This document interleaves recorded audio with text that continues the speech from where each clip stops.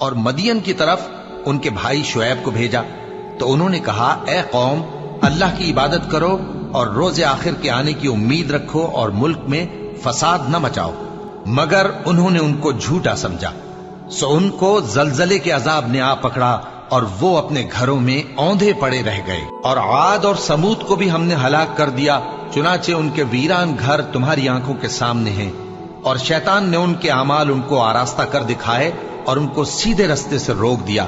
حالانکہ وہ دیکھنے والے لوگ تھے۔ اور قارون اور فرعون اور حامان کو بھی ہلاک کر دیا، اور ان کے پاس موسیٰ کھلی نشانیاں لے کر آئے تو وہ ملک میں مغرور ہو گئے، اور وہ ہمارے قابو سے نکل جانے والے نہ تھے، تو ہم نے سب کو ان کے گناہوں کے سبب پکڑ لیا۔ سو ان میں کچھ تو ایسے تھے جن پر ہم نے پتھروں کا مے برسایا، اور کچھ ایسے تھے جن کو چنگھاڑ نے آ پکڑا، اور کچھ ایسے تھے جن کو ہم نے زمین میں دھسا دیا، اور کچھ ایسے تھے جن کو غرق کر دیا۔